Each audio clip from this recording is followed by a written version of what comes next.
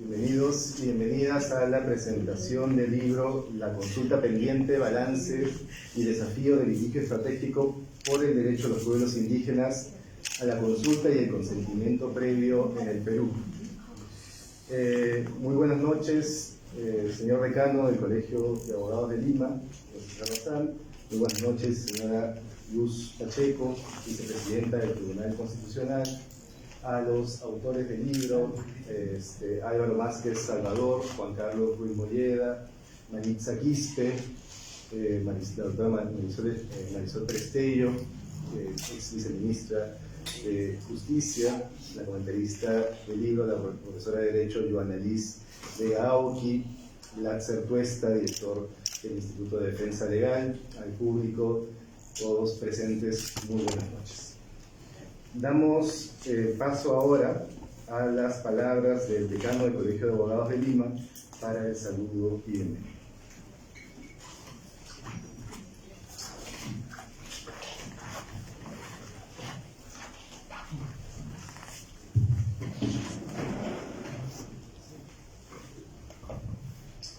Señora doctora Luz Pacheco, vicepresidenta del Tribunal Constitucional del Perú.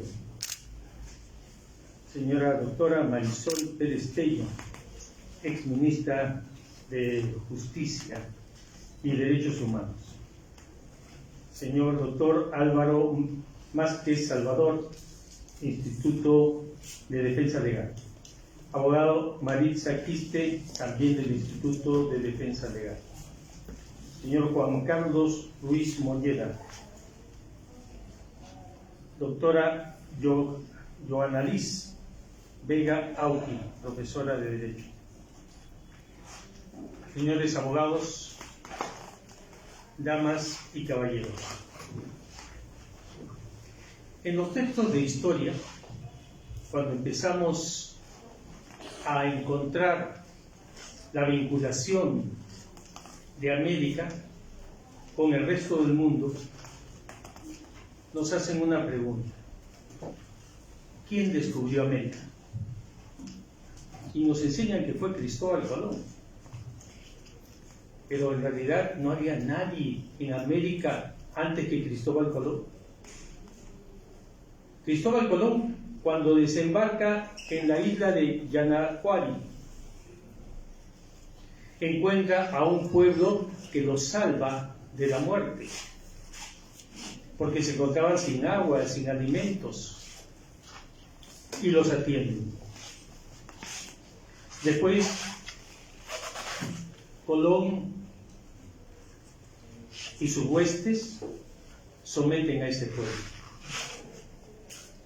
Levantan una palizada, Colón regresa a España, y cuando en su segundo viaje llega otra vez al mismo lugar, los españoles de esa palizada habían matado a los indígenas y los habían sometido.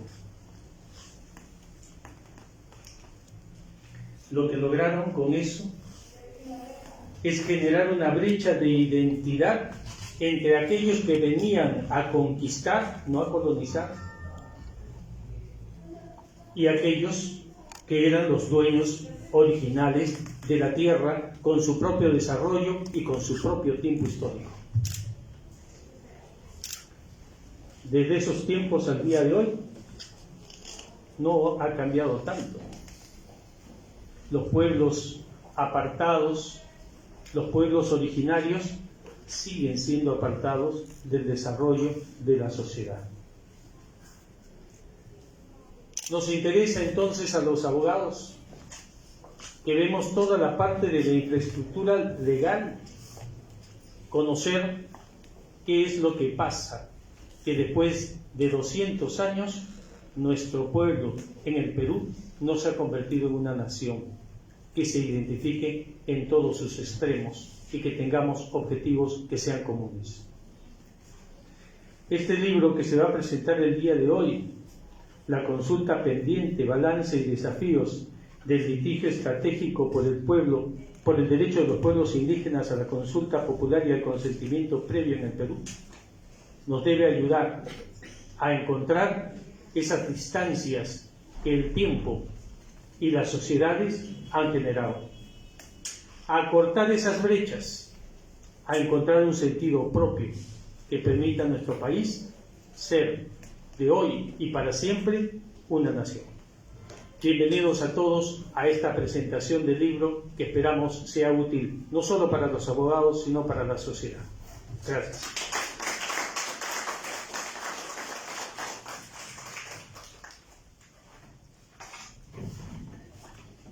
Muchas gracias. Ahora damos la palabra a Juan Carlos Ruiz Molleda, coordinador del área de litigio constitucional y pueblos indígenas del Instituto de Defensa Legal.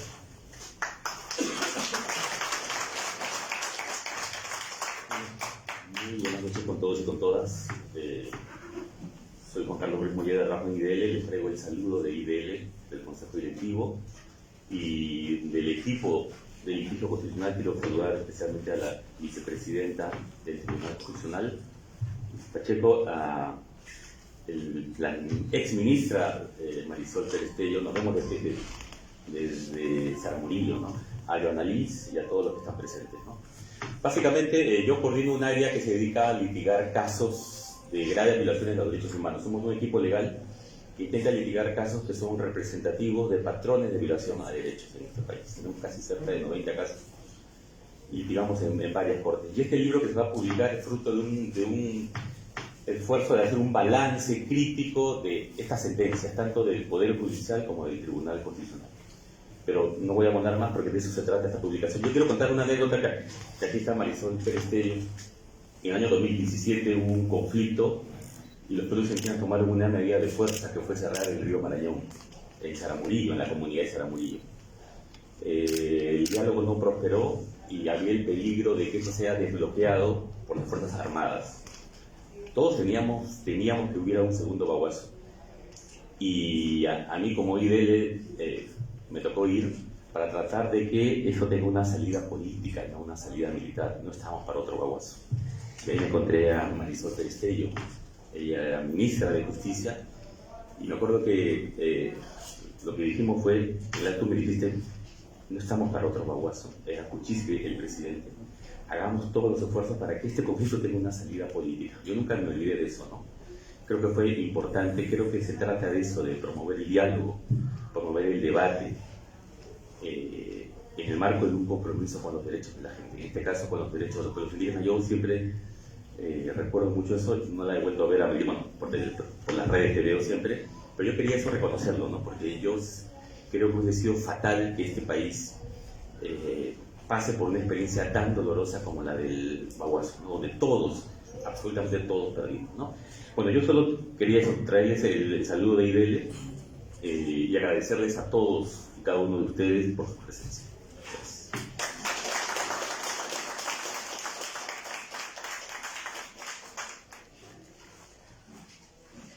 Muchas gracias. Les pediría por favor que si pueden apagar los celulares o ponerlos en modo silencio, nos ayudaría. Y ahora a continuación vamos a tener 20 minutos de explicación del contenido del libro, de cómo se pensó, cómo se impulsó, cómo se fue forjando y qué dice precisamente el libro que estamos presentando el día de hoy, y que cuando termine el evento cada uno y cada una de ustedes recibirá. Damos paso a Maritza Quiste, que es autora del libro.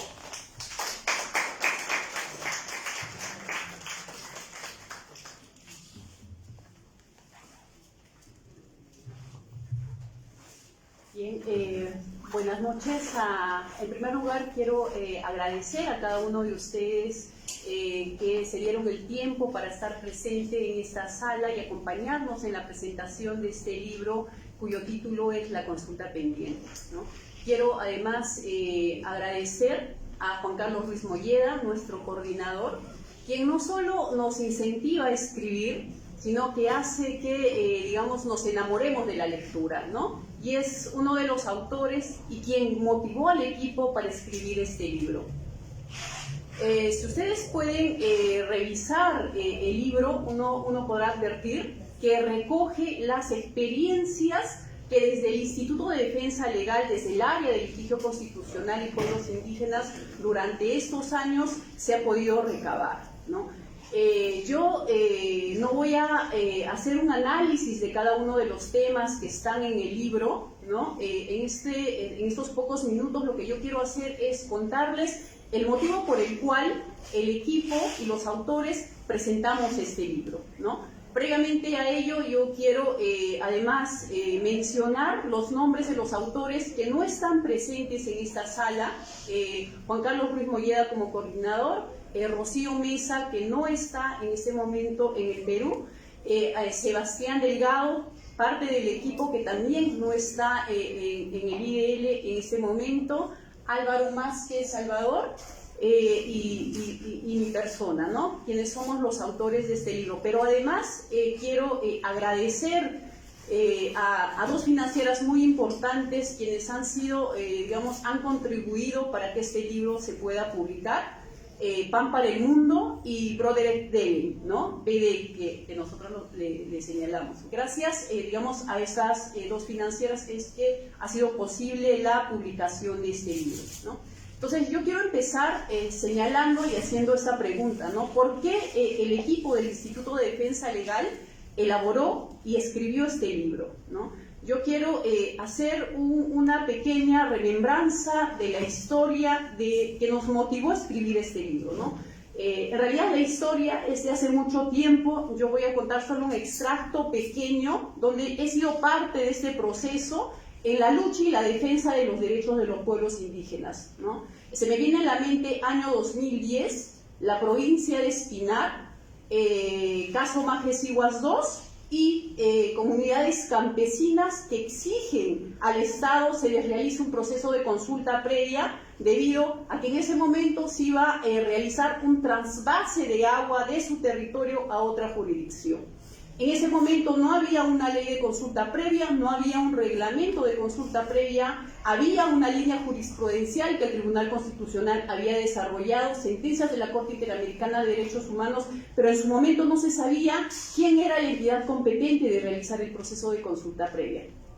El Instituto de Defensa Legal presentó una demanda constitucional de amparo. En ese entonces se emplazó a una serie de entidades del Estado, ¿no? Y también al presidente de la República, ¿no? Año 2023, ustedes se preguntarán y dirán, ¿pero por qué el presidente de la República? Porque el presidente de la República no tiene, o no es la entidad competente de realizar el proceso de consulta previa en su momento, ¿no? Entonces, el año 2010, si bien es cierto existía normativa que obligaba al Estado a realizar el proceso de consulta previa, había una obligación convencional de realizar un proceso de consulta previa a los pueblos indígenas, a las comunidades campesinas, pero no se sabía de qué manera, ¿no? Entonces, ¿a qué me lleva esto, no? Esto me lleva a señalar de que el desarrollo jurisprudencial del derecho de la consulta previa no ha sido fácil. No ha sido fácil esta construcción.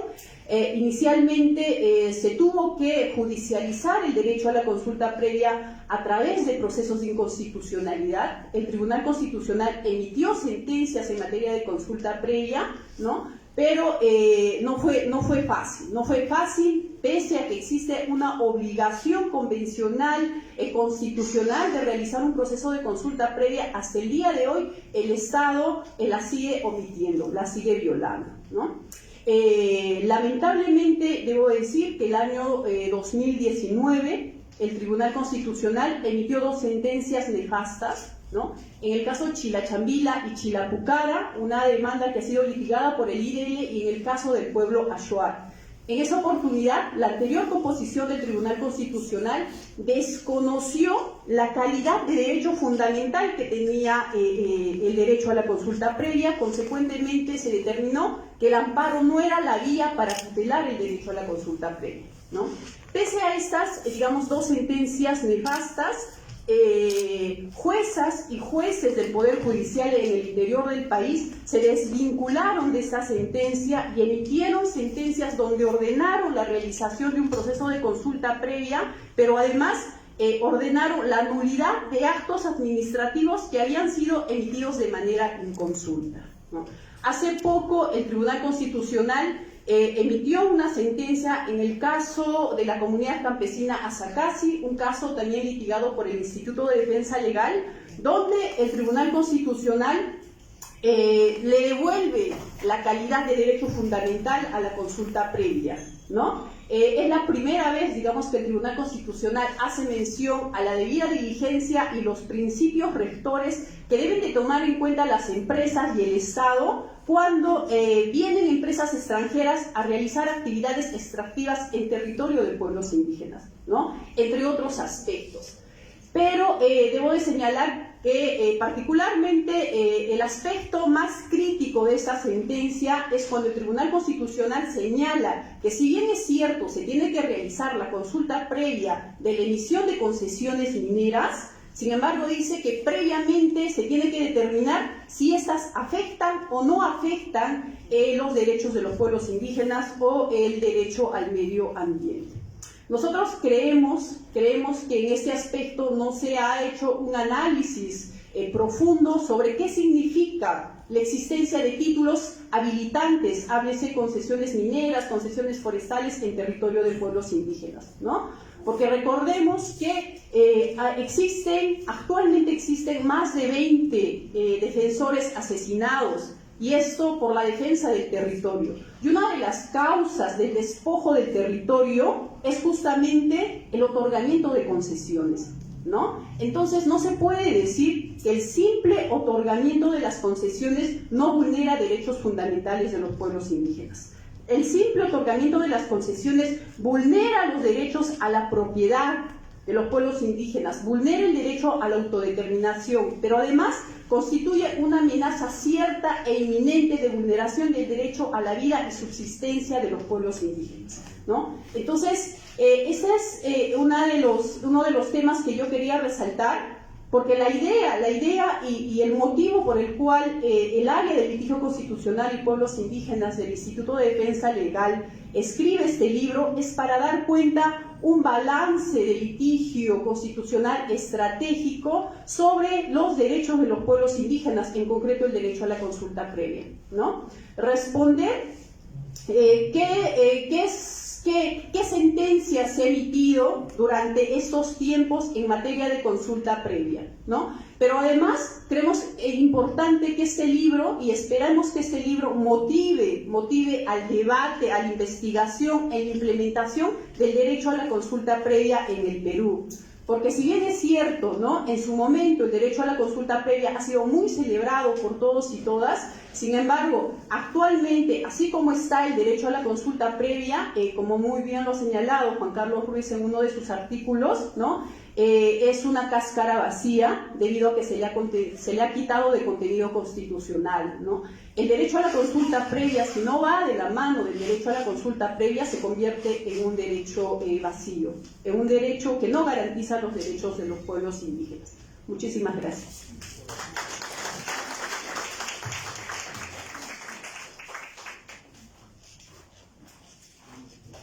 Muchas gracias, Melissa Quispe. Ahora le damos paso a Álvaro Másquez Salvador del Instituto de Defensa Legal por 10 minutos. Muchas gracias, César. En primer lugar, tengan todos y todas muy buenas noches, de manera especial a la doctora Luz Pacheco, vicepresidenta del Tribunal Constitucional, que nos acompaña el día de hoy, también al doctor César Bazán Navega, el decano de este colegio que hoy nos recibe, a la exministra y profesora Marisol Perestello, a la profesora Yonalis Vega, también nos agradece con su visita, y a todos y cada una de las personas que están aquí. Mi nombre es Álvaro Másquez Salvador, soy especialista legal en IDL, trabajo ya 9 años en este equipo y quiero presentarles a todos una publicación que seguramente ya tienen en sus manos, que se llama La Consulta Pendiente, que luego van a tener en sus manos. Es una forma de atraerlos a leer el libro. De hecho, las palabras y las ideas que les voy a compartir tienen ese propósito de poder interesarlos en el contenido del libro, primero agradeciéndole a las personas que lo hicieron posible. Aquí nos acompaña Glaser Tuesta, que es nuestro director y que además ha impulsado la creación y el fortalecimiento de nuestro equipo, y sobre todo también a Juan Carlos Ruiz, que además de ser nuestro jefe directamente, es la persona que ha puesto mucho de su vida y compromiso personal en la defensa de los derechos de los pueblos indígenas, y me permito decir que hay muchas generaciones de profesionales del derecho que hemos seguido ese camino y que estamos en estas lides por causa de él, entre otras. Entonces, Este libro es eso en primer lugar, es el testimonio escrito del compromiso de un equipo de trabajo que lleva muchísimos años viendo con impotencia cómo a lo largo y ancho del país se cometen abusos en nombre de lo que algunos llaman progreso, de lo que algunos llaman desarrollo, y que eso va generando conflictos y que esos conflictos no necesariamente se resuelven por las buenas formas, sino que a veces estallan en protestas, y nuestro trabajo precisamente es que se apueste por el diálogo. Que se apueste por el diálogo, y la consulta previa es en primer momento eso. Es una promesa de ciudadanía intercultural que busca acercar a los pueblos indígenas a lo que deberíamos conocer como ciudadanía para todos y todas, a cortar esas brechas largas, duras, profundas, que existen, como recordaba el señor decano, desde que desde el arribo de Cristóbal Colón a América, que generó esta creación de la idea de raza y que generó toda esta concepción de que existe algo de inferior en lo indígena, que gracias a Dios es algo que ha venido siendo superado en las últimas décadas, creo que desde las ciencias sociales, desde el derecho, desde muchos espacios del conocimiento, que se derrota esa idea, y en la publicación se inscribe la larga lista de ideas, pensadores y de activistas que trabajan por eso. Entonces, mi primera reflexión es esa.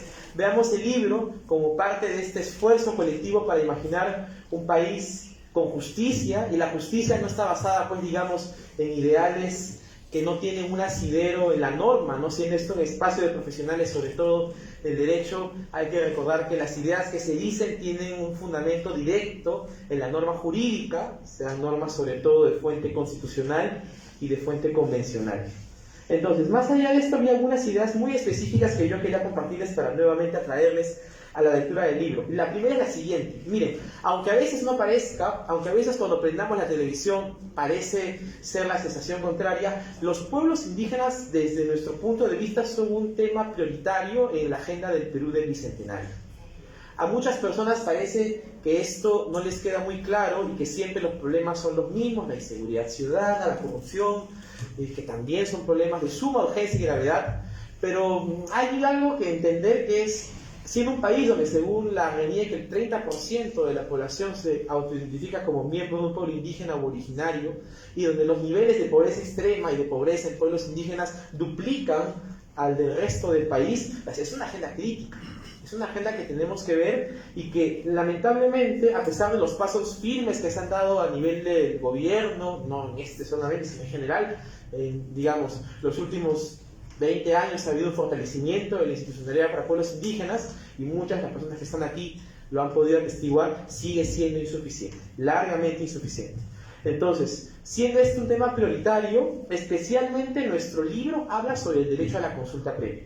Miren, siempre que yo converso con dirigentes indígenas, y tengo el privilegio de conversar con ellos muy seguido a lo largo y ancho de nuestro querido país, empiezo hablando de ciudadanía, ¿no? Que es un concepto muy ajeno cuando uno vive en las periferias, digamos, del poder, en las periferias del Estado, donde no hay servicios públicos, y mi trabajo sobre todo es explicarles que los pueblos indígenas gozan de derechos por ser seres humanos, como cualquiera de nosotros, pero que el ordenamiento jurídico les garantiza un conjunto especial de derechos que son resultado precisamente de dos grandes cosas que en el libro se señalan, ¿no? Que la primera es la desigualdad estructural que sufren, digamos que en muchos casos a lo largo de la historia ha significado exterminio, asimilación, y para protegerlos hay un marco jurídico especial a nivel nacional e internacional. Y en segundo lugar también porque tienen la casualidad de vivir en los territorios más biodiversos del planeta. El 80% de la biodiversidad del planeta se encuentra en territorios de los pueblos indígenas. Llamemos biodiversidad a los bosques, a las fuentes de agua, llamemos biodiversidad a los recursos de todo tipo. Entonces, tienen la suerte y al mismo tiempo la desdicha de vivir en esos territorios que precisamente por ser como son sujetos de muchas presiones. Y cuando estas presiones no se canalizan de forma adecuada, generan conflictos. Finalmente, hay tres ideas específicas en el libro que quiero compartirles con ustedes para una vez más invitarlos a su lectura. La primera es que la consulta previa como tal, que todo el mundo recuerda la consulta previa sobre todo por el Baguazo, fue, digamos, fruto de... Mejor dicho, la consulta previa es finalmente fruto en el Perú de las conquistas que hicieron los pueblos indígenas durante las luchas del Baguazo. Digamos, es un derecho en construcción, ¿sí? Es un derecho que no está con un contenido completamente definido, sino que a lo largo de las últimas décadas en la arena política y también sobre todo en la arena judicial ha venido definiéndose su contenido, sus límites, y en el libro se señala esto. Algunos aspectos controvertidos, como lo que alguna composición del Tribunal Constitucional llamó el derecho a veto, también algunas cuestiones que tienen, digamos, esta misma singularidad, como lo que se conoce como el derecho al consentimiento previo. Entonces, para quienes trabajan estos temas, también, digamos, habrán visto que una cosa es luchar por que te consulten, donde finalmente el Estado es quien toma la decisión cuando no hay una forma de consulta, y otra cosa es lo que la literatura llama el derecho al consentimiento, que no es completamente otra cosa, sí, pero digamos que es un paso más allá, que te dice que en determinadas circunstancias críticas, todas críticas, hay un derecho adicional al consentimiento. Por ejemplo, cuando hay un proyecto hidroeléctrico que genera el desplazamiento forzoso de población, donde nunca más vas a poder pisar la tierra donde has vivido, el estándar se eleva. Y son cosas que en Perú, por ejemplo, se han reconocido judicialmente, y debo decir con orgullo que también esto incluye el trabajo del IDL y otras organizaciones indígenas, amazónicas y andinas a nivel nacional, pero que en la práctica tienen muy poca implementación. Entonces, es un derecho de construcción. Esa es la primera idea que les quiero compartir en este momento. Y es un derecho de construcción, y mi segunda idea es esa, porque es fruto del trabajo de los movimientos sociales. Los movimientos sociales, finalmente, son las agrupaciones de personas que tienen una vocación, digamos, de defensa de derechos, de intereses políticos, de ideas políticas, porque son parte de la comunidad política, que lo que buscan es precisamente, en este caso, llevar un paso más adelante la agenda de los derechos humanos. Y en este caso, digamos, el movimiento indígena es un movimiento grande, amplio, bien articulado y organizado. Y en la Amazonía, por ejemplo, ustedes habrán escuchado hablar de AIDC, la Asociación Interétnica de Desarrollo de la Selva Peruana, que agrupa a más de 1.800 comunidades indígenas en todo el país, de 11 regiones del país, algunas más amazónicas que otras, algunas como Loreto son 100% amazónicas, otras como Huánuco son mitad andina, mitad amazónica. Entonces, es una agenda grande, es una agenda poderosa y hay personas con nombres y apellidos, hay personas que se esfuerzan no solo 8, sino 12, 16, 20 horas al día para que esta agenda se robustezca. Y para ello recurren al diálogo político, a los medios de comunicación, esto que llamamos litigio estratégico. Bueno, nuestro aporte a estos esfuerzos es darle el componente jurídico, reconocer en qué medida las reivindicaciones de los movimientos sociales tienen asidero en la norma, y si tienen asidero en la norma, buscar herramientas para poder frenar las violaciones a derechos estructurales que mencionó el doctor Juan Carlos Ruiz, que es parte de nuestra agenda de trabajo. Entonces, el tercer y último punto que les quiero compartir es algo de lo que hablaba la doctora Marisol hace un momento, y el doctor Juan Carlos también. Finalmente, para nosotros la consulta previa es una herramienta, finalmente, para promover la institucionalidad en nuestro país. No hay que ver la consulta previa con miedo.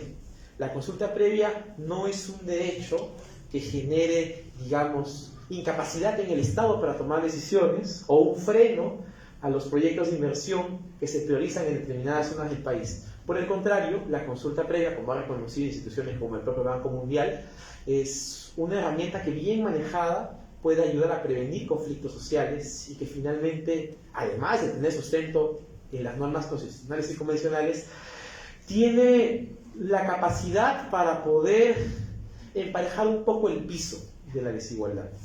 Decíamos muy al principio que los pueblos indígenas en los momentos de la historia han sufrido exterminio, que en este momento tienen más propensión a vivir en pobreza, a carecer de oportunidades de desarrollo y finalmente a vivir en lo que un autor colombiano llamaba una suerte de apartheid institucional, una ausencia de Estado que genera violaciones de derechos. Entonces la consulta previa tiene esa capacidad para emparejar el piso. Y nuestra publicación trata de escudriñar hasta el más último de sus extremos en la consulta previa para saber cómo esto puede ser posible. Digamos, este libro no es necesariamente un diálogo político, tiene momentos en los cuales hay una reflexión que refleja la posición, digamos, personal de cada uno de los autores, pero sobre todo es un insumo técnico. Es un insumo técnico para la comunidad en general, pero especialmente para los profesionales del derecho, magistrados, funcionarios, que pueden encontrar aquí las líneas maestras de lo que nuestra judicatura ha dicho sobre qué significa la consulta previa, sobre lo que los tribunales internacionales dicen que significa la consulta previa, y algunas ideas provocadoras, como por ejemplo del doctor Juan Carlos Ruiz y la doctora Rocío Mesa, cuando nos dicen cuáles son los impactos en la realidad de las sentencias que se han ganado sobre consulta previa. Impactos directos, impactos indirectos, impactos materiales, impactos simbólicos, tratando de ver para qué sirven finalmente, ¿no? Para quienes trabajan en el derecho sabrán que una sentencia puede ser muy bonita y puedo pegar en la pared de mi casa, pero si no se ejecuta en la práctica es poco el que se ha avanzado. Y finalmente, una idea provocadora también de la doctora Maritza Quispe tiene que ver con declarar un estado de cosas inconstitucional sobre este tema, vistas las limitaciones de la práctica que hay sobre consulta previa. Entonces, esta es una invitación para que todos y todas puedan encontrar en el libro estas reflexiones sobre un escenario que llama mucho la atención y exige nuestra actuación inmediata, y sobre todo para quienes trabajan en la academia, en el Estado, tengan insumos para hacer un trabajo más eficiente y para poder mirar hacia adelante en unas condiciones de igualdad para todos y todas. Muchísimas gracias.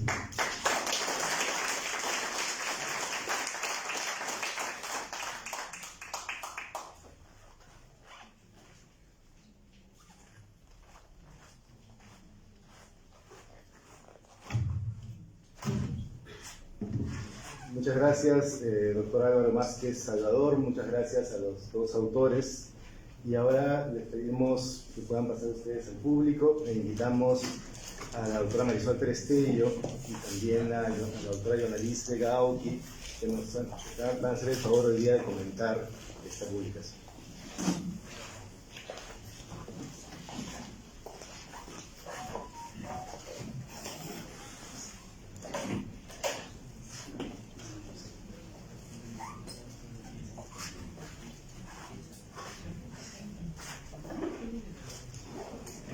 Bueno, ahora damos la palabra a la doctora Yonalis Vega Auqui, que es profesora de Derecho en la Pontificia Universidad Católica del Perú.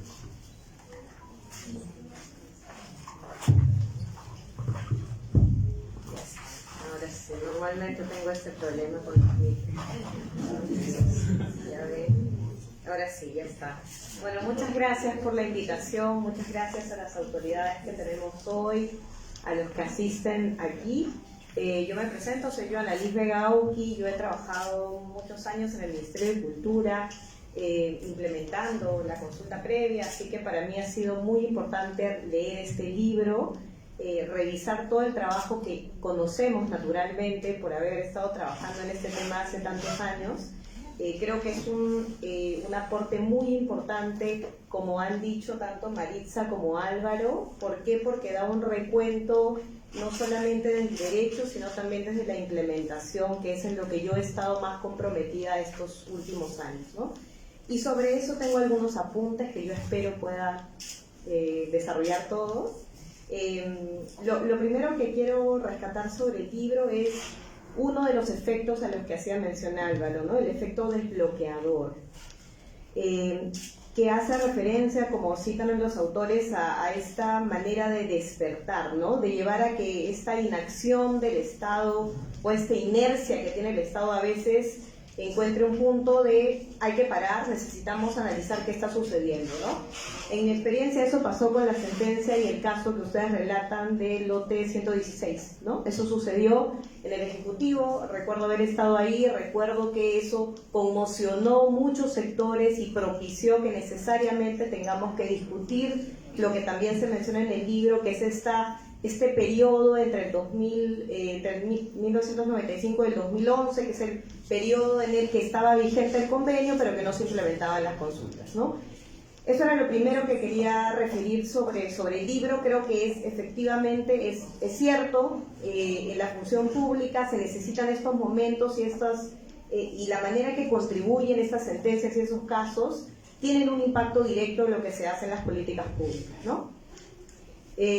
Además, quiero decir que de hecho esa discusión llegó bastante, de lo que yo pude conocer, llegó bastante arriba la discusión. Lamentablemente no se decidió nada al respecto, por eso es que hasta el momento creo que eso sigue siendo algo en discusión. ¿Qué es lo que va a suceder con los casos en donde el convenio estaba vigente pero no se hizo la consulta previa, ¿no?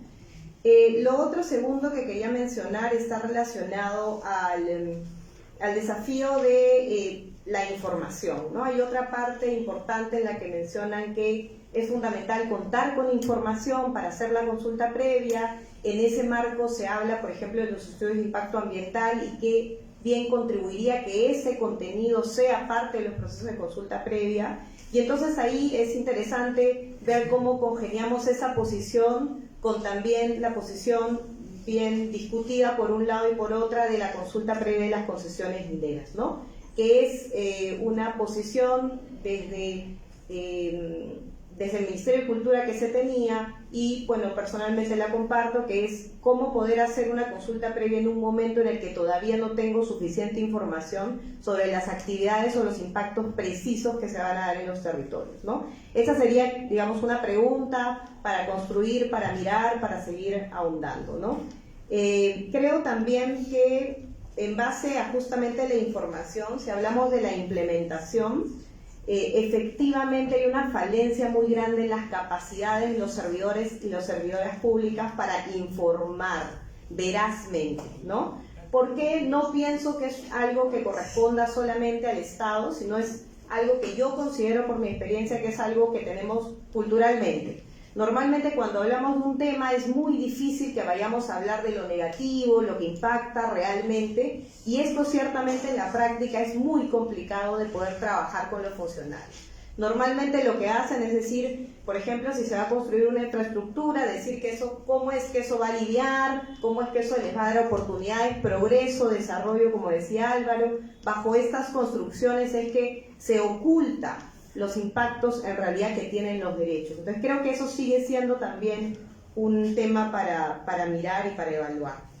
Luego me gustaría referirme también a que pensaría que si bien la consulta previa es un mecanismo que se ha ido desarrollando, y me gustó lo que dijo Álvaro de entenderla como una consulta en construcción, en realidad también creo que es importante justamente ir mirando por sector cómo fue que empezó la consulta previa y cómo fue que fue avanzando y fue transformándose. Ciertamente yo, de la experiencia que tengo, sí fue transformándose, fue cambiando, de repente no llegó a lo que pudo corresponder con la finalidad de la consulta previa, es verdad, pero sí fue cambiándose. Por ejemplo, en el caso de hidrocarburos, al comienzo efectivamente hubo toda una discusión sobre si se discutía o no se discutían los contratos, y efectivamente, como debió ser siempre, los contratos debían ser parte de la consulta previa, y así fue en los siguientes procesos de consulta, ¿no?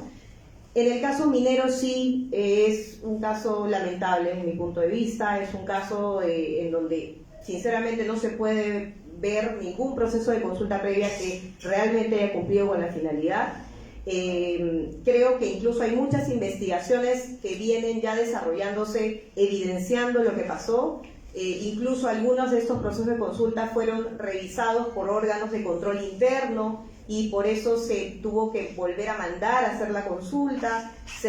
También se tenía como mecanismos o estrategias para hacer firmar documentos a las comunidades en los cuales negaban su identidad o en los cuales decían que no había afectación, ¿no?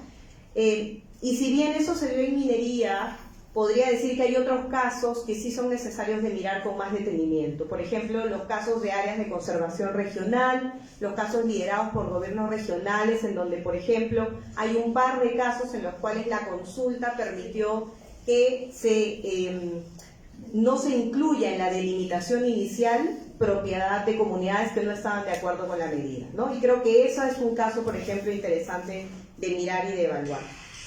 Y también quería referirme al tema de la identificación de los pueblos indígenas, del tema de la base de datos de pueblos indígenas. Ciertamente ha habido toda una discusión sobre cómo se construyó esa base de datos, cuál fue el camino. Creo que hubo muchos desarrollos y mucha discusión al respecto. Actualmente la base de datos tiene como más de 8.000 localidades de pueblos indígenas, incluyendo muchas localidades que no son reconocidas como comunidades. Más de 1.700 localidades son fundos, caseríos, centros poblados, otras también asentamientos en donde existe presencia de pueblos indígenas originarios, y cuyo creo que inclusión también en la base de datos permite que se visibilice que no solamente las organizaciones conformadas como comunidades son parte de esos pueblos. Y finalmente, la oportunidad de la consulta. que tiene que ver con que en qué momento se tiene que hacer la consulta. Es algo que refieren mucho, creo que ha sido parte de una gran discusión. En algún momento hubo una discusión potente en relación a la posibilidad de hacer la consulta de los estudios de impacto ambiental, y eso paró, ¿no? Paró. Yo personalmente creo que ese es el momento en el que se debe hacer la consulta. Creo que ahí es donde se cuenta con información, y habría que alinear pues todos estos procesos administrativos que significa la aprobación de los EIA para que se pueda lograr que la consulta previa sea parte de eso y tenga mayor contenido para cumplir justamente con la información que tiene que darse, ¿no? Entonces, finalmente yo pensaría, dejaría la reflexión que no pensaría que la consulta es el problema, sino la manera en la que se ha venido implementando, ¿no? En algunos casos se ha venido implementando con estrategias para limitar derechos, lo cual es totalmente contrario a lo que debería ser, pero en algunos casos ciertamente han habido esfuerzos también por tratar de avanzar y de empujar todo lo que significa que una política pública funcione. Entonces, claro, para hacer política pública, y ahí está también el desafío, hay que encontrar a veces indicadores, caminos, y en esos caminos uno también aprende, va modificando y va aprendiendo, pero se va avanzando también. Tanto que al día de hoy se cuenta con algunas herramientas que son pasibles de ser también objetadas y opinadas por todos, ¿no? Así que eso dejaría como los aportes, con cargo a seguir reflexionando sobre todos estos temas sobre los cuales estoy segura que podemos aprender en conjunto. Gracias.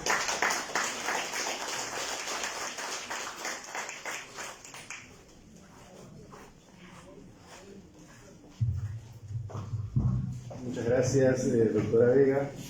Ahora le damos paso a la doctora Marisol Pérez Tello por sus comentarios.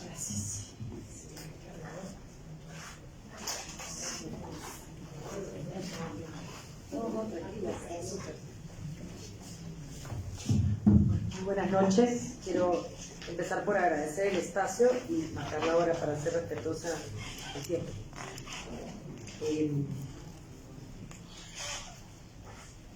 Bueno, en primer lugar agradecer a IDL por la invitación, a César Bazán y por supuesto a la Certuesta, a Juan Carlos, a todos los autores del libro.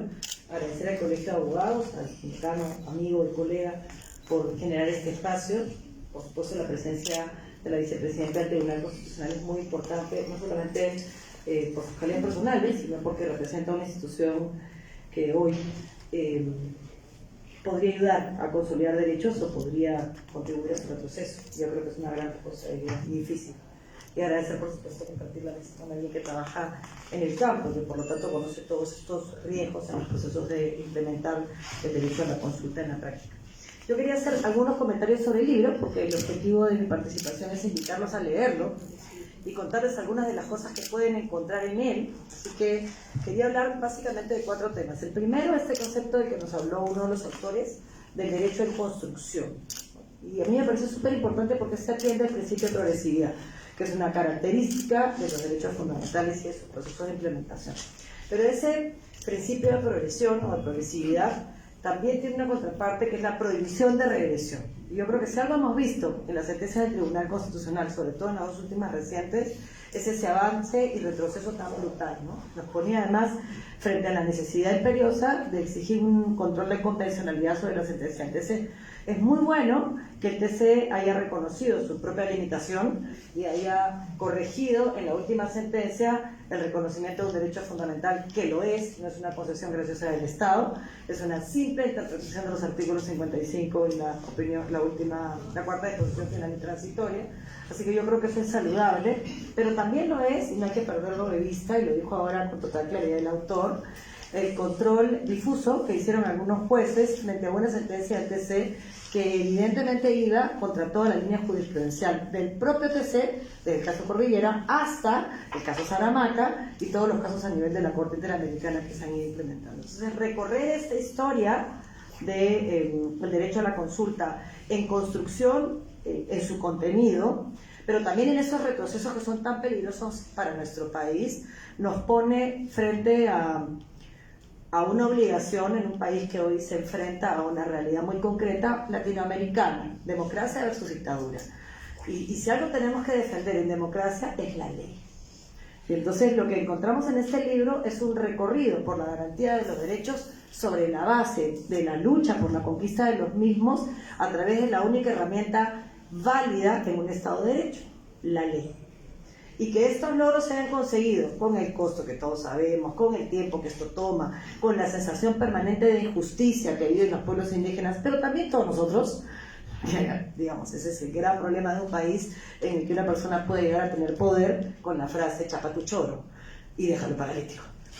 Ya cuando tú permites que una frase como esa lleve al Congreso y a medios a una persona que dice chapa tu choro y que apela, además generando risa en esto, pero que apela al sentimiento primario de miedo en el que la sociedad dice tengo derecho a la justicia en mano propia, al ojo por ojo, al diente por diente y al linchamiento, y cuando validas eso, efectivamente lo único que estás haciendo es minar el Estado de Derecho. Por eso para mí la importancia de la presencia institucional del TC y por supuesto de la doctora Luz, en momentos en los cuales terminará siendo el garante de la constitucionalidad y por supuesto todos nosotros, los responsables como operadores jurídicos de evitar estos retrocesos.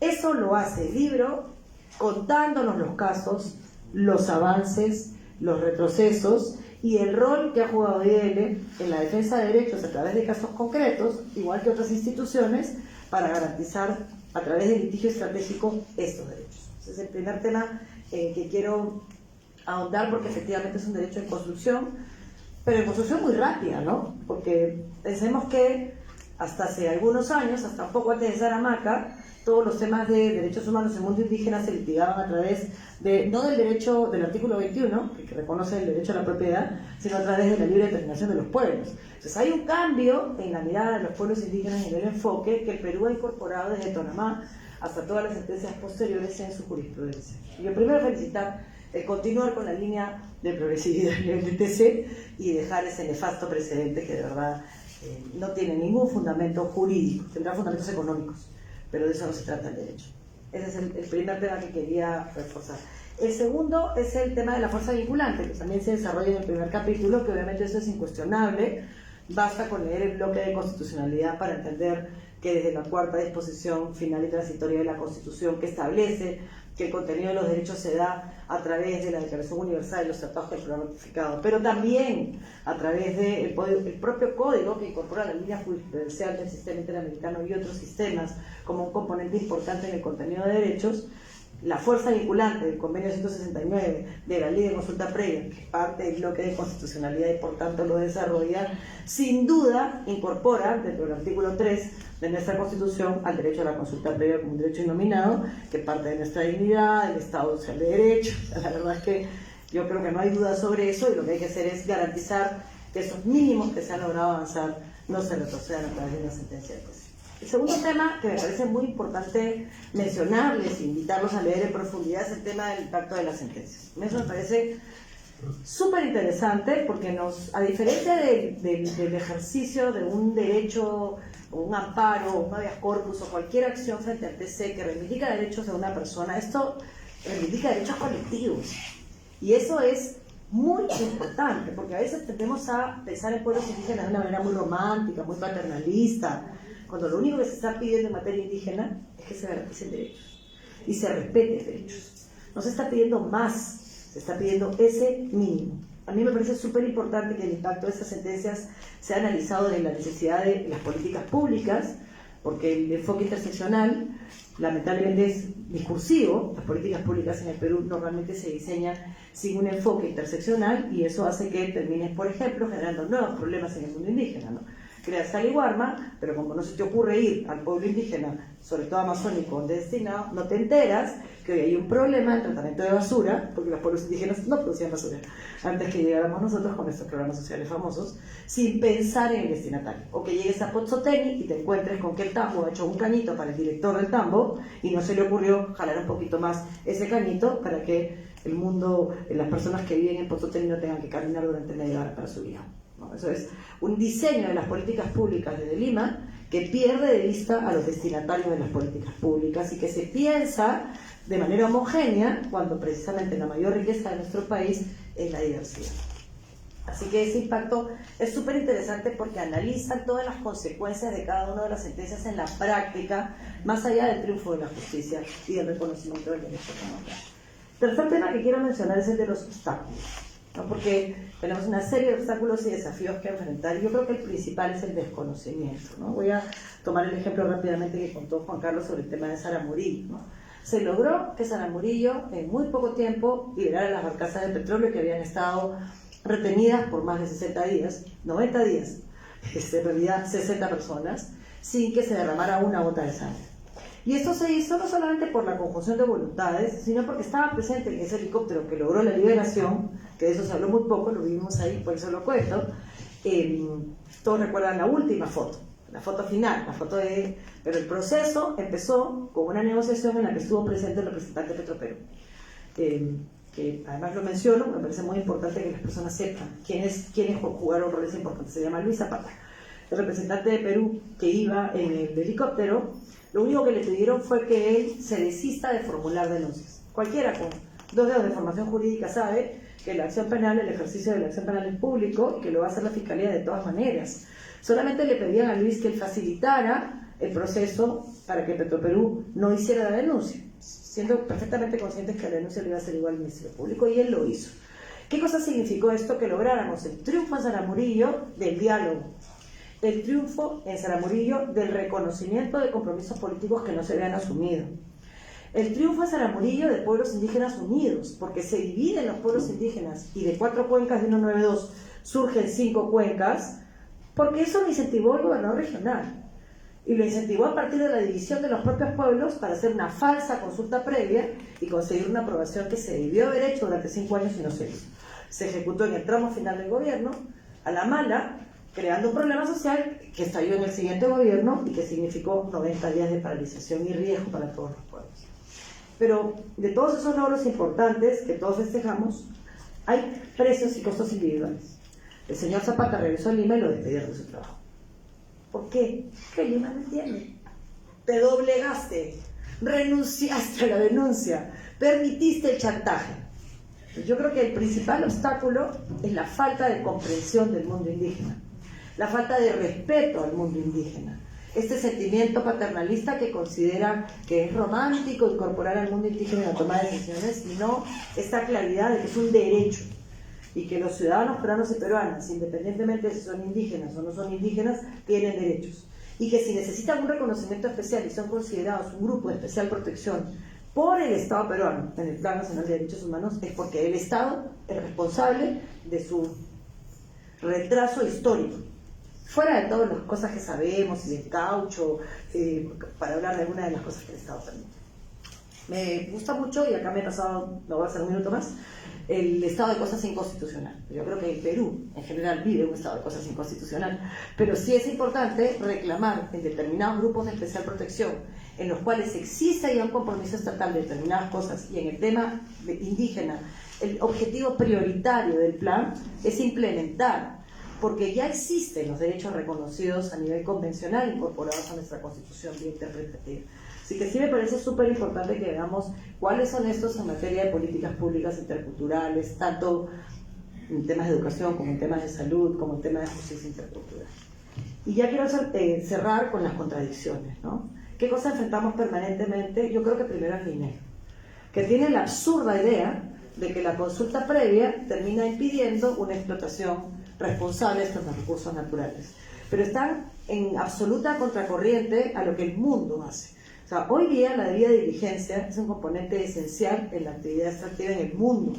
Hoy día los principios de Ecuador, que son los que establecen el financiamiento de la actividad extractiva en el mundo, ponen como condiciones para prestar plata respecto a los temas medioambientales, derechos laborales, seguridad, uso de la fuerza interna y externa y derechos de los pueblos indígenas. ¿Por qué? Porque no es rentable hacerle un préstamo a una actividad extractiva, sea la que fuera, si es que va a violar cualquiera de estos derechos, más allá de que sea lo justo. Entonces, un país que pretende cargarse la consulta previa porque le conviene para determinadas etapas del proceso administrativo, porque no quiere revisar concesiones que se dieron y se dieron mal, lo que está haciendo es terminar judicializándolo todo y llevando todo a la larga. 10 años o 5 años o lo que tome, a pagos de reparación de parte del Estado, pero en el interín un sufrimiento de parte de nuestros pueblos inaceptable.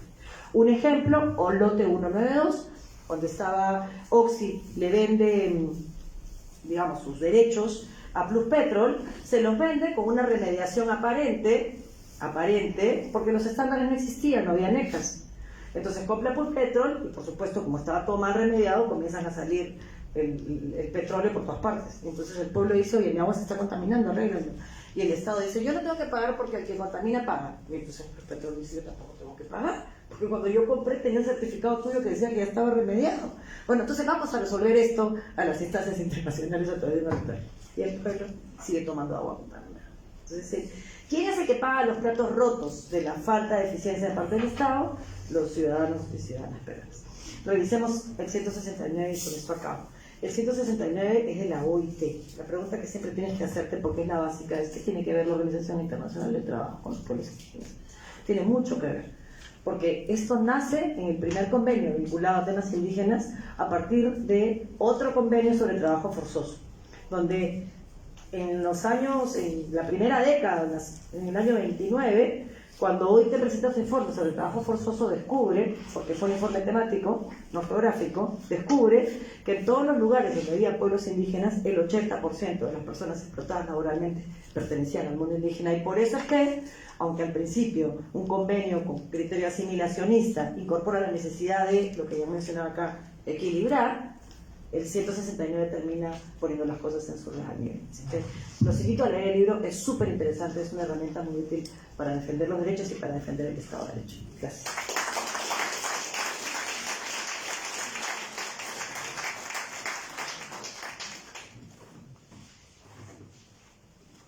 Le agradezco mucho a las dos comentaristas por sus aportes, por haber aceptado comentar el libro.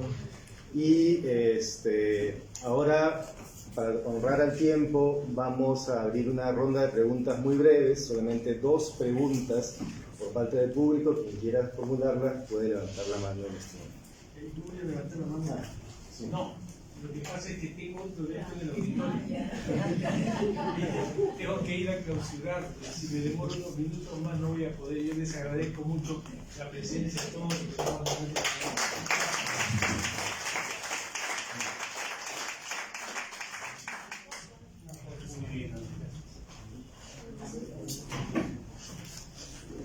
La primera pregunta, sí. Sí. Bueno, si bien es cierto el tema de la consulta previa, antes que se implemente en nuestro país, ya se había aprobado hace algunos años en el Congreso de la República. Pero faltó expedir la ley y luego también su reglamento. Se expidió la ley, se expidió su reglamento, se viabilizó la consulta previa en varias concesiones mineras. El pueblo dijo no, y el pueblo dijo que no, porque no querían la extracción minera y se llevaron a cabo las concesiones. Entonces mi pregunta es, ¿cómo hacer realmente que la consulta previa realmente se implemente, realmente que sea vinculante en nuestro país y no sea pues un hazme reír con la comunidad? Muchas gracias por la pregunta. Vamos a juntar una siguiente pregunta y luego damos paso a los autores para que puedan responderla. ¿Alguien más desea formular una pregunta?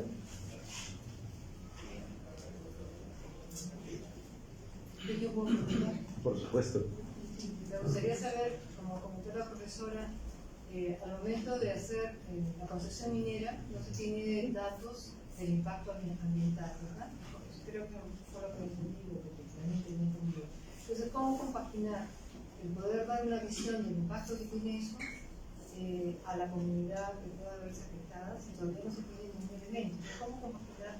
¿Cuál momento para que su criterio sería ideal para hacer esa consulta sea eficaz? Perfecto, entonces formuladas las 2 preguntas, damos paso a alguno de los autores y claro, a Joana Liz. Disculpe que habíamos quedado 2 minutos así. Sí, muchas gracias por la pregunta, ¿no? Eso es muy cierto, ¿no? El Perú tiene la obligación de realizar la consulta previa desde 1995, año en que se ratificó el convenio 169 de la OIT. Esto es gracias a las cláusulas de la apertura de la Constitución, como muy bien lo han señalado, ¿no? La pregunta es, o sea, claro, o sea, uno idealiza el derecho a la consulta previa, idealiza el proceso de consulta previa, ¿no? Porque se realiza un proceso de consulta previa, se realiza el diálogo. La idea es que en ese diálogo intercultural se pongan de acuerdo los pueblos indígenas con el Estado, pero cuando no se ponen de acuerdo, quien decide es el Estado, ¿no? Entonces, claro, la pregunta es, entonces, ¿para qué me consultas? ¿No? Si al final quien va a decidir es el Estado, ¿no? Pero yo creo que es importante, y es un tema que yo lo había señalado, ¿no? Es muy importante que el derecho a la consulta previa vaya de la mano del derecho al consentimiento. La Corte Interamericana de Derechos Humanos ha señalado que hay excepciones en las que además de consultas se tiene que obtener el consentimiento de los pueblos indígenas. Por ejemplo, ¿no? Cuando se van a almacenar sustancias tóxicas en territorio de pueblos indígenas, además de consultas se debe obtener el consentimiento. Cuando se trate de proyectos de gran envergadura, además de consultas se debe de obtener el consentimiento, ¿no? Cuando se trate de desplazamiento de poblaciones, ¿no? Además de consultas se tiene que obtener el consentimiento. Entonces, como se ha señalado, el derecho a la consulta previa es un derecho en construcción, ¿no? La conquista de la jurisprudencia del derecho a la consulta previa a través de los procesos judiciales no ha sido fácil, ¿no? No ha sido fácil, se reconoció el derecho a la consulta previa, se reconoció su vinculatoriedad, se reconoció, ¿no?, que es un derecho fundamental, se desconoció, nuevamente se reconoció, pero yo creo que ahora el gran trabajo que tienen los abogados y las abogadas del movimiento de derechos humanos, ¿no?, de la mano de las organizaciones indígenas, es que se pueda construir esta jurisprudencia en materia del derecho al consentimiento, ¿no? El Tribunal Constitucional se ha pronunciado, sí, pero yo creo que falta aún más, ¿no? Darle este poder a los pueblos indígenas para que se puedan sentar en las mismas condiciones con el Estado. Actualmente yo creo que hay una asimetría de poder entre Estado y pueblo indígena, ¿no? Entonces hay que darle esa fuerza para que se pueda concretar este diálogo intercultural y no se vaya a vulnerar, pues, los derechos fundamentales, convencionales de los pueblos indígenas. Gracias.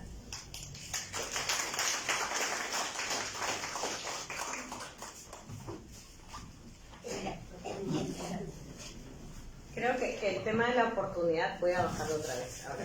El problema de la oportunidad creo que es uno de los más grandes problemas que hay sobre la consulta, ¿no?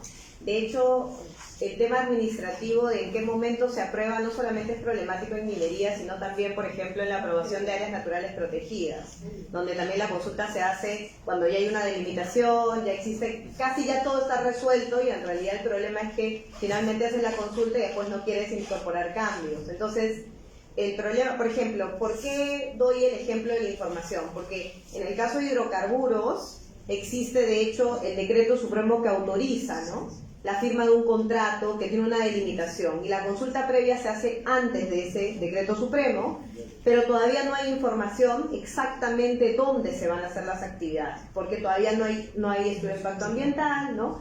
Pero se hace la consulta, pero se tiene esa dificultad. Entonces se hacen como, se trata de dar toda la información posible, pero hay esa dificultad. En cambio, en minería, el problema es que no se hace la concesión, se hace antes de dar la autorización de inicio de actividades, sea de exploración o de explotación. Pero en ese momento ya normalmente está hecho el EIA, está casi cerrado, entonces tampoco hay oportunidad de incorporar nada del EIA. Entonces también es demasiado tarde. Entonces si tenemos que analizar la oportunidad, hay que ver en qué temática está, qué procedimiento es para mirar el mejor momento. El gran problema es que, y ahí coincido, con que las concesiones se siguen dando y efectivamente tienen consecuencias en los derechos de las personas que viven allí, en especial de los pueblos indígenas.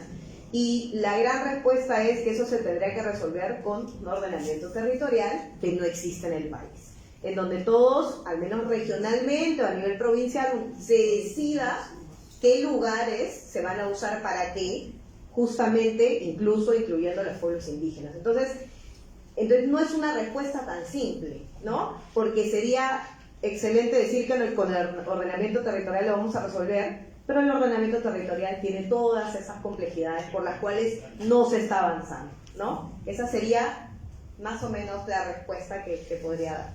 Gracias.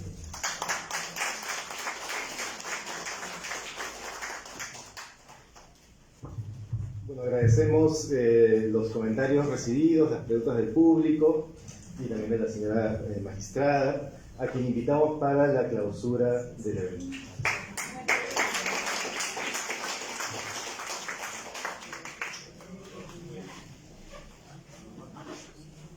Bueno, antes que nada, muchísimas gracias por la invitación, por poder estar con ustedes, compartir eso que también me inquieta mucho, toda la problemática de los pueblos indígenas. Anteayer he estado también en el penal Sarita Colonia del Callao, que ese hacinamiento también es un motivo de gran preocupación. Creo que hay poblaciones vulnerables que no tienen tantos medios económicos para salir en los medios de comunicación y que sea más visible su problemática, pero sí que sepan que desde el Tribunal Constitucional estamos preocupados por esto. De hecho, con unanimidad hemos dicho que es un derecho fundamental el de la consulta previa. Vemos también que hay problemas como este: en qué momento, cómo hacemos para que sea eficaz, cómo hacemos para compaginar el bien común, ¿sí? Porque todo, o sea, toda propiedad privada tiene una hipoteca de lo social, nadie es dueño y decide arbitrariamente de lo suyo, sino que hay que saber compaginar ese interés de ellos con el de todos. Esa es la labor del Estado, de las políticas públicas, que antes se mencionaban, que no se pueden hacer desde Lima o con la visión limeña, ¿no? Somos un país que tiene que ser nación, y para ser nación, Lima tiene que tener un corazón más regional, por decir así, ¿no? Con los pies más, y los ojos y el corazón puesto en realidades distintas a la nuestra. Creo que vamos avanzando, no al ritmo que quisiéramos, pero hay que tener esperanza. Creo que los actores sociales somos más conscientes de esa responsabilidad. Nadie quiere más violencia. Hace poco también hemos recibido en el tribunal a la ITC, ¿no? Sí, porque queríamos conocer directamente de ellos su problemática, sus aspiraciones, y vemos que todo esto es importante. Yo he aprendido mucho hoy, espero aprender más con este libro, porque realmente no es un tema que yo haya seguido en mi vida académica. Yo soy más laboralista de formación, derechos fundamentales en la relación laboral, bueno, todo lo que es discriminación, pero ya ahora desde el tribunal sí veo que es algo, tenemos varias sentencias más pendientes por comunidades indígenas y sí queremos acertar, ¿no? Yo suelo ser muy prudente y doy cada paso después de pensarlo mucho. Si digo A, pues es porque estoy convencida que es A. Mientras que no estoy convencida, suelo apartarme de lo que no estoy convencida para cuando dé el paso no dar marcha atrás. Como hemos dicho, ¿no? Tiene que ser un avance progresivo y no estar retrocesos y avances, ¿no? Bueno, los felicito por esta iniciativa, al Instituto de Defensa Legal por estar con estas poblaciones tan comprometidos y que trabajemos en unidad de miras, ¿no? Por sacar adelante al país, sacar adelante a esas poblaciones, sobre todo que tengan derecho al desarrollo que ellos quieran, ¿no? Pero hay un mínimo que todos deseamos: agua, ¿no? Educación, salud, es lo mínimo a lo que podemos aspirar. Yo pienso que el día que estos pobladores indígenas vean que vale la pena esa inversión porque salen ganando, pues dirán sí, pero mientras que más bien ellos vean que son unos pocos los que se van enriqueciendo y ellos siguen en las mismas condiciones, bueno, ¿para qué digo que sí? ¿No? Que esto venga acá si esto no se transforma en un desarrollo social. Entonces, creo que hemos sufrido todos mucho en el país, el terrorismo, el baguazo, siguen habiendo cosas que no están bien, bueno, pues, pero de ahí todos creo que somos más vigilantes. Y es la sociedad, pienso yo, la sociedad civil la que tiene que intervenir. No podemos esperar que sean las autoridades las que hagan todo, ¿no? Hay que oír, hacer oír nuestra voz, ¿no? Y de hecho nosotros también queremos que prevalezca la justicia y que las poblaciones más vulneradas sean las más defendidas. Muchas gracias y sigan adelante. Gracias.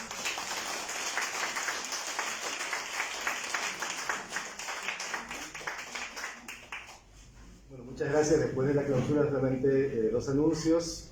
Pueden recoger un ejemplar del libro al momento de salir de la sala, están allí. Y bueno, agradecer la presencia de todos y todas ustedes, algunos de ustedes reconocidos defensores de derechos humanos, de derechos de pueblos indígenas, por supuesto, en la mesa de honor también, entre ellos el profesor John Gitlitz, uno de los más importantes expertos de rondas campesinas en el mundo. Y bueno, eso es todo. Muchas gracias. Buenas noches.